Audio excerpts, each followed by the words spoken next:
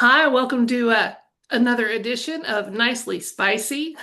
I'm Laura with Laura's View and Tarot 2, and I'm bringing it nicely today. See, I got my pearls, and I'll explain those in a minute. And the reason I might need those pearls is because of my co-collaborator here, Lady D. Hi, Lady D. Hello, Laura. I'm glad you have your pearls because I was on my best behavior for our debut show, but I'm going to kick up the spicy notch from mild and we're going to do medium. So you might need to clutch those pearls. Absolutely. Okay, so folks, yes, if you need to clutch your pearls and then get on with your life, clutch those pearls. This is for all you ladies out there and any of the gentler gentlemen. We do have one rule that we're following just in case you're worried about the spice, and the Lord's name will not be taken in vain on this show, ever. But other spice can happen. That's Lady D's brand, and we are not stifling that. So let's get to it, Lady D. I brought a few of today's news stories to talk about. I know you might have something too, and then we're going to pick one to read on. So not all things discussed are going to have a tarot read attached to them, but a couple of them are. Well, first up, Cash Patel fired Stephen Palmer. He's the head of FBI's Critical Incident Response Group. Not just critical incident response, but he also tracks the FBI fleet, jet fleet. The reason why? Cash Patel apparently took one of the FBI jets to watch his girlfriend sing the national anthem at a wrestling match on the 25th of October. And that became public knowledge and he got blamed for the leak. However, those flight plans were available up until Sunday, just yesterday. You could look at the FBI plane flight plans for the jets and see what they were doing. Now, Cash Patel, and this might be a sidebar conversation. I believe he's a 2.0, as so many others are. Okay, there's a very good possibility he's a 2.0, but he's still playing the part. He has the rights, responsibilities, and clout that the original did. So they're worth reading about, even if we have to ask the cards in such a way as we say the person seen in the public eye as Cash Patel. Seems like a dumb move to me because all he had to do was fold a business trip into this trip and then he could justify it. You know, just like people do when they travel to some exotic location, they attend a conference, then they have a vacation. They can write it off. I thought he was a little too smart for that. What do you think of this whole situation? What a dumbass. Seriously. Like you said, first of all, you don't do that. Especially with nowadays, you can't hide anything. There's digital warriors, there's things, the flight plans are online. It's not like back, 20 or even 30 years ago, even longer. I mean, and why didn't he just make it into a business trip? How Visit a stupid. field office, I know. do a morale visit to one of the FBI offices in the area. That's all he had to do, but no. And I honestly, if he had done that, I understand they've had so many death threats that flying commercially is, for any of Trump's administration, is really almost impossible for them to do. So they need to, I mean, I'm willing to make a concession here, but it just seems like the height of stupidity. Um, Hmm. and President Trump is known for letting people just dig their own grave and get themselves in trouble. And apparently, Mr. Little Cash did just that. So there was that in today's news and confirmed it in a couple places before I talked about it. Okay, then, you know me and CNN. I don't love CNN, but I make a weekly visit there so we have something to talk and laugh about. And today, CNN is touting that there is a latest poll that they had conducted with over 1,200 people polled on Trump, his popularity. And they said they phrased it as his disapproval rating is 63%. When you read the data though, okay, when you read it, that means his approval rating is 37%, and they're taking all the undecideds and neutral and calling them negative, number one. And then at the bottom of the article, they finally admitted that at this point in his first official term of office, because we got that dash going on in between, but at the first official term of office, he was at 36%. So his popularity is actually how they could have phrased it and been more accurate is that at this point in his second official term of office, Trump is more popular than he was at this point in his first term of office. But do they do that? Oh, no, they don't. So we all know the polls are rigged. They all said Hillary was going to win. They've all said all sorts of things, even though they claim that they come from sourcing that's supposed to be neutral, it seems like it's anything but, to me. How about you? They're full of shit, Laura. Okay, they're full of it. Any poll from CNN, you have to take with a big, big grain of salt. You know it's going to be full of shit. So, Trump could, cure cancer, and they would find something wrong to say Yeah, they'd about him. complain about So, it. Yeah, right, and right. the thing was, that in that article they had to admit, even though they didn't want to, it was way at the bottom, that this is a higher percentage than he had in his first term of office, according to their polls then. So he's more popular now than he was in his first term of office. But are they going to say anything remotely like that? Absolutely not. So I don't know. I thought we might want to look at some of the the polls. Are they really as what's going on with them? But that's almost so much a no brainer. Maybe we won't want to. And then the third thing I brought to the table today, on October 28th, since we last had our meeting, Bill Gates dialed back on climate change alarmism. In 2021, in his book, he called climate change humanity's greatest challenge. Well, on the 28th of the month, he said he admitted climate change is not going to lead to humanity's demise. That most places on the planet will be quite habitable for human life. He is, though, urging a priority shift to global health, which don't we want him talking about our health, poverty alleviation, and agricultural improvements. So when I look at that with a truth seeker lens, okay, global health, I think he's talking about pushing more of these on people when he talks about poverty alleviation, to someone with a billionaire and nefarious mindset, such as the Bill Gates 2.0 that we look at. He's another one I think is a 2.0, but again, still has access to all the originals, assets, clout, what have you. Okay, they see people who are in poverty as it's a painful existence, so why should it continue? So again, population reduction is what I'm hearing when see poverty alleviation. And his third one, agricultural improvements. In other words, he wants to market more of that awful appeal stuff to put on our produce and stuff and not have to label it. And have us eat more bugs and vaccinate or jab our livestock so it gets to us, second generation and things like that. So I don't trust him, but I thought it was interesting that he at least dialed back on the alarmism about climate change. And I kind of wonder what's behind that change. How about you? Mm. Yeah, well, I think it's because the gig is up, and I think the data disproves the climate change. And I think because of all the reasons that you said, he does own a lot of farmland. Okay, so you know that he bought a lot of farmland around the world. So he's going to have those certain things, those as jabby jabby things, and all produce and whatever the cattle or whatever livestock. But also, we've heard that they've made up a bunch of other, you know, diseases that they want to foist upon the world. So if they're creating more viruses that they want to do, let's say the pandemic 2.0 or 3.0, they would need let's say the cures and the for the different diseases. So it makes sense. Of course, he's a 2.0, or who knows, he could be a 3.0. Oh, He's yeah. evil. And I mean, there's rumors that the real Bill and Melinda, weren't they, like they said they were hung in another country because they were for crimes against humanity? 2009, they were doing some of their Jabiru test programs in India, and there were so many. As I understand, it was young ladies that were in particular. So it might have been. So I'm not going to. I don't recall the exact nature of the jabs that they were trying, but they ended up paralyzed to the point that it was village justice. They hung Mr. and Mrs. Gates. So that's the story I've heard, and I've never had the tarot disagree with me when I've asked about it. And I think that was the start of the 2.0s. Just like, the Clintons, they're probably on version 10.0 at this point because they were substituted out in the 70s or 80s. I don't know. It was a long, long time ago.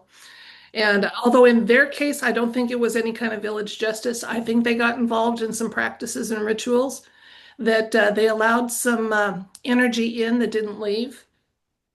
And that was the start of the end of it for them, is my thought. Mhm. Yeah. Yeah.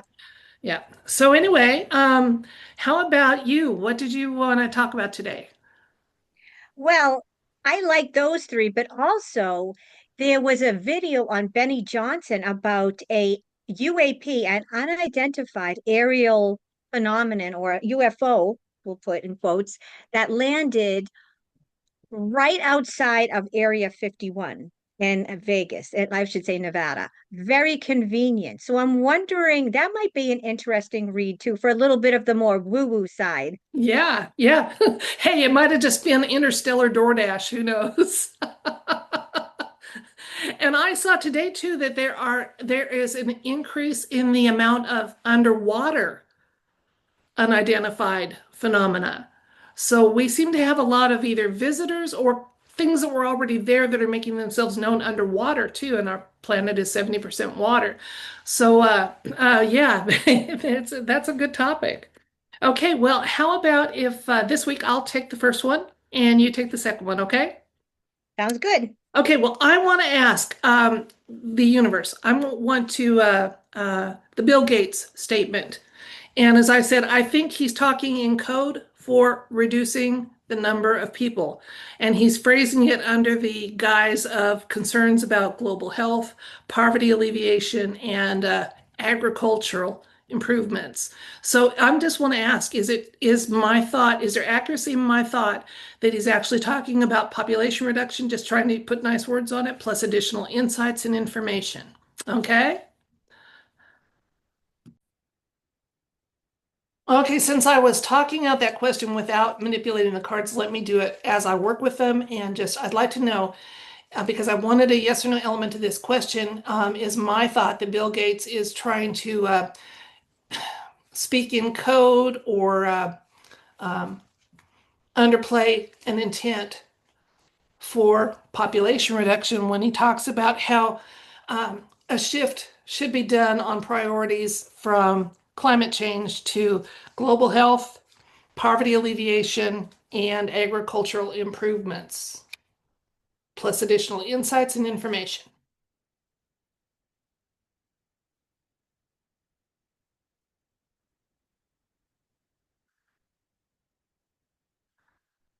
Okay, I'm going to, let's see, the first card is the 10 of Pentacles, Knight of Pentacles, and these are our tangible assets, guys. He's all about the money. Okay, we're already getting a little nod there. Recent past, we have the Six of Swords. For the current, we have the Two of Pentacles, more money.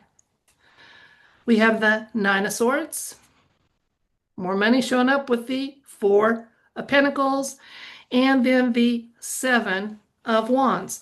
So let's take a look at these again as I've been talking as I see them. So what's jumping out at me first and foremost is he sees more financial gain opportunities by pursuing those things that he was talking about. The pursuit of global health, especially the jabs he wants everybody to take, either directly or through the food products we make that he has probably grown or raised on the farmland he's purchased. And that's kind of first and foremost, he's seeing it as a shift. And again, maybe that, as Lady D said, that the topic of climate change is kind of dead in the water. It's been proven to be not nearly the issue that I'm going to move these down. I didn't realize they weren't in camera range. I'm so sorry. Anyway, the Six of Swords talks about going from one place to place of smoother waters. And again, we're looking at the intent here that Gates had with this policy shift he seemed to be talking about for the near future. For us, he's becoming non-relevant no matter what he tries to have us talk about or accept, whether it is global health or climate change or agriculture improvements. We've woken up and we're not going to worry about nearly all the things his alarmist bells that he rings, we're just not listening to the extent that we used to. There's some people that still fall for it.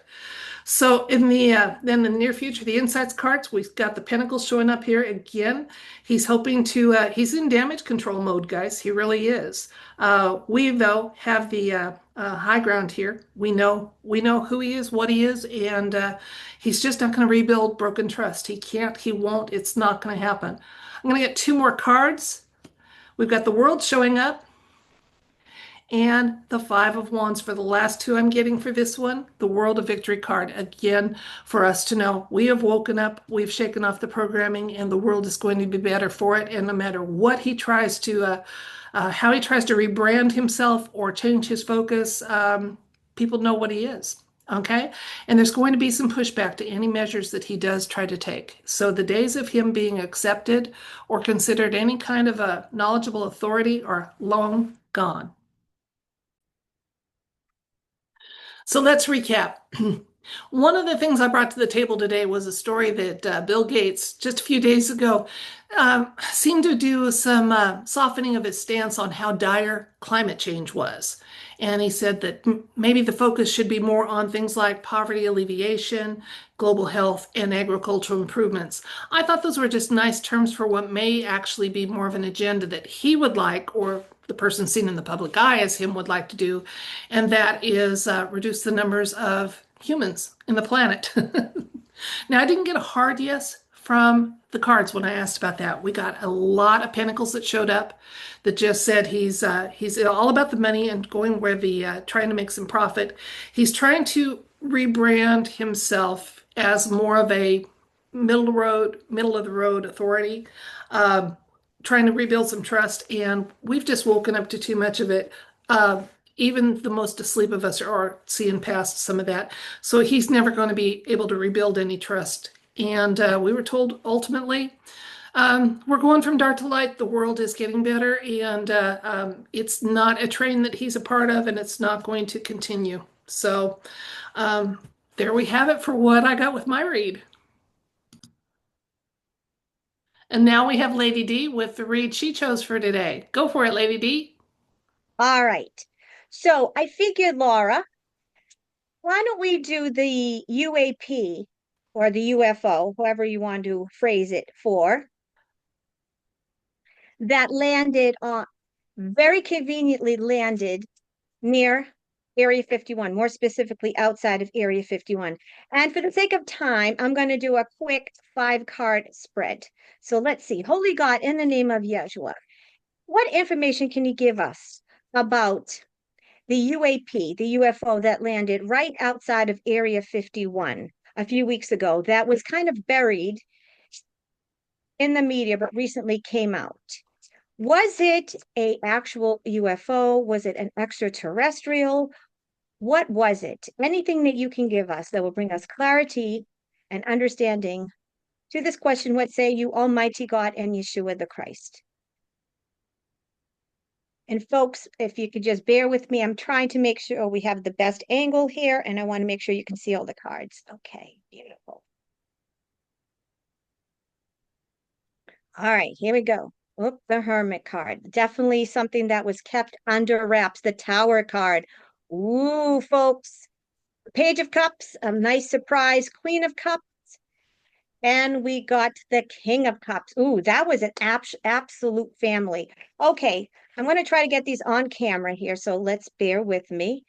Okay, so the first card we got is the Hermit card. So right away, the Hermit card is all about being in being behind the scenes. So this is something that I believe was planned. However, because of the fact I'm getting that they were supposed to cloak and they didn't cloak. We have our skies are filled with UFOs, UAP ships because of our ascension, and they're cloaked. But I'm getting that this craft was scheduled to land. They were going to meet some, let's just say some, I will say some politicians or some VIPs that were stationed at Area 51. However, they were supposed to be cloaked, but they were not cloaked. I'm going to try to see if I can focus better. Okay, there we go. We're a little bit more focused. So what happened is that this UAP was supposed to be cloaked, and for some reason they did not cloak it. Now I'm getting very much so that they purposely did not cloak it because they're tired of, let's say, the human beings, the people that run our world. They're sick and tired of them saying we have to wait for disclosure. Humans are not ready. They're basically they want to stir up the pot, and they want the current, let's say, the current veil and the current worldwide belief that there's no really such thing as UFOs, and how different politicians and different governments how they hide this. So basically, this was a UFO that was scheduled to land. And because they're tired of, let's say, the quarantine with the tower card, they purposely uncloaked themselves because they wanted it to hit the media. Okay, now we got the Page of Cups. Now, the Page of Cups is all about surprise. So this was very much a surprise to the Earthlings, to the ones that run um, the ones that scheduled this landing and were part that work at Area 51 and were part of it and scheduled the landing. They were very surprised that they were uncloaked, and they did not appreciate it because they had some explaining to do. Okay. Now, with the Queen of Cups and King of Cups, I'm getting that this was basically um, a, a, a family. Okay. And I'm getting that it could be Palladians, but I'm getting these were part of a scheduled landing that is part of the people that are working towards our ascension. And I'm with the king and queen, I'm getting these were um royalty. I'm getting royalty. Could be Palladian because I'm like kind of seeing them in my mind's eye and they're humanoids, but I can't guarantee that they're Palladian. But I will tell you, the king and queen, there was a male and female, and these are very much a part of our ascension. And they have been meeting with our government leaders and VIPs that I'm getting more alliance people more than anything. They are meeting with our those that are of the white hats or the alliance, and they're meeting actually about our ascension and about disclosure when they feel humanity's ready for disclosure. These are high ranking, I get royalty, and they're also part of the Galactic Federation of Worlds, part of the military that's helping with these are very much part of the race of extraterrestrials that helped clean out all the tunnels of all those, let's say, disgusting hybrid beings that were doing horrible things to children and to humanity. So that's what I get so far, Miss Laura. All right, so let's do the recap. So with the landing that happened at Area 51 many months ago, that the, let's say, the lamestream media and the powers that be wanted to hide, okay? This was supposed to be a very, very behind the scenes scheduled event, but it was the let's say that the average person was not should not have been able to see it. They were supposed to be cloaked. We got the hermit card. So there was an agreement when these extraterrestrial beings, when they come, they're supposed to cloak. All right. However, they decided they weren't going to cloak because they're tired of this whole, they're tired of the powers that be, the world leaders saying that that humans, that earthlings, that those of us are not ready to know the truth about the extraterrestrial, the alliance, and the beings that have been in contact with humans and have been helping humanity and are protecting humanity. Okay. So this was a big surprise to those that let's say on Earth that scheduled this landing. They did not expect that they would be uncloaked and they would be detected, and they were. Okay, and I'm also getting that those that were on board were definitely not of this Earth. I'm getting a heavy Palladian vibe, but that doesn't necessarily mean that they were Palladians. I'm getting there were many races on that ship. Um, there were Palladians, but I am getting the two main. I'm getting there was royalty on that ship, royalty, and these are very, very high-ranking officials and generals that work with the Galactic Federation of Worlds that are helping us with our ascension, and they were part of the global, let's say, war to get rid of the tunnels of all those, let's say, hybrid demonic beings that the regular super soldiers and the military couldn't do. We needed galactic help from fifth dimensional beings to take on all of those fifth dimensional entities. So, yes, folks, It was a real UFO, UAP. And yes, so basically it was them saying a big F you, screw you. We're going to let the humans know that we're real and we're tired of having you wait for this disclosure. We're going to make ourselves known, whether you like it or not. So there you have it, folks. Whether we're looking at some possible population shenanigans or some Palladian visitors, we've hit the gamut here for episode 2 of Nicely Spicy with Laura and Lady D. Thank you so much, everyone.